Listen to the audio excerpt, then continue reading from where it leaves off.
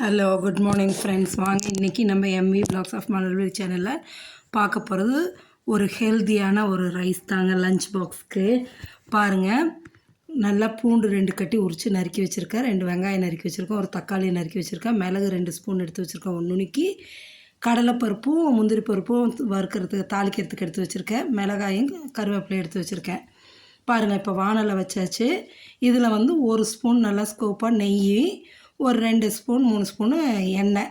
ஏன்னா வெறும் நெய்லையும் தாளிக்கலாம், வெறும் எண்ணெயிலையும் தாளிக்கலாம். நான் 2 கலந்து போட்டு தாளிக்கிறேன் இன்றைக்கி. இது நம்ம ஆப்ஷன் தாங்க.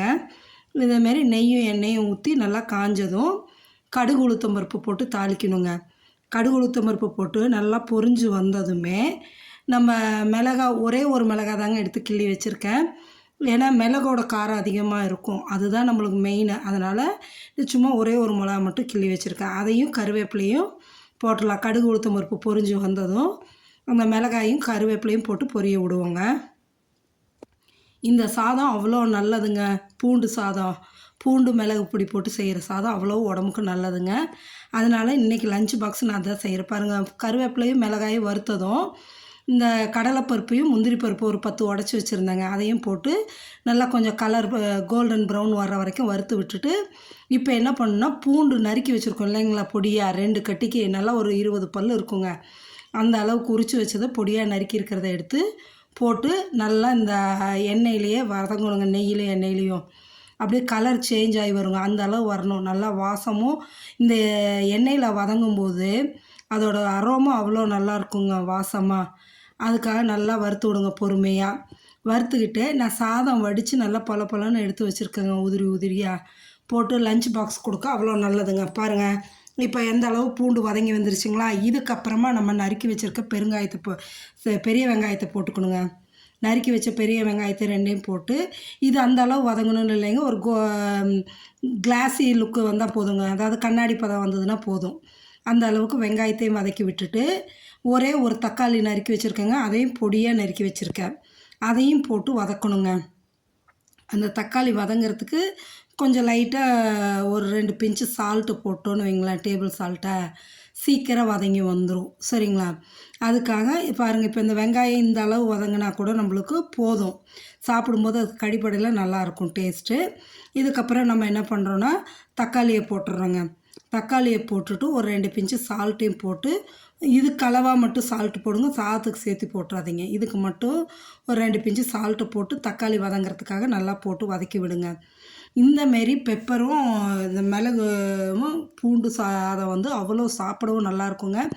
மெயினாக இந்த சளிக்கெல்லாம் அவ்வளோ நல்லது, உடம்பு வலிக்கெல்லாம் அவ்வளோ நல்லதுங்க. இந்த மிளகோட மெடிசினல் வேல்யூ வந்து ரொம்ப அதிகம், பூண்டோட மெடிசினல் வேல்யூ அதிகம். உங்களுக்கு தெரியும் எல்லாமே, ஒன்று ஒன்றா நம்ம சொல்லணும், அந்த அளவுக்கு இருக்குங்க.